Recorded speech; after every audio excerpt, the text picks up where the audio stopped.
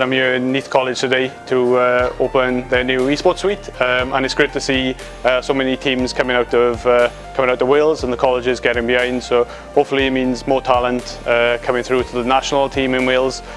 So yeah, it's great to be here today and to see all the students playing and playing in the British Esports Champs. It's been started quite a long time ago, but it's generally getting a team of players playing together like you would have traditional sport, playing in normally a team of 5, and they're competing against other players then on other computers, normally sort of in the same room on LAN, or you can have it across the internet, which can be across Europe or across the world like we do with Esports Wales.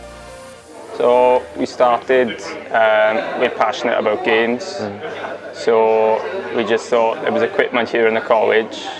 We thought that we could make use of that and make it more of a community kind of thing. I think my highlight would be when we actually set the room up for the first time. So when we first walked in, we saw all the new equipment set out and all the new computers, and everyone had a space to sit and the whole layout of the room, and it just looked amazing, and you could feel that sense of accomplishment, and we just sort of completed it, and it just felt great. Go for it. It doesn't matter that you're a girl. Go for it. If you want to do that, do it. Because I sat down and I went, well, I can't do anything in esports because I'm a girl.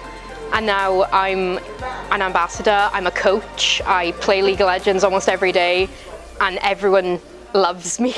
It's a bit of an ego boost there, but honestly, if you genuinely love gaming, don't let anyone ever tell you you can't do it, because you absolutely can.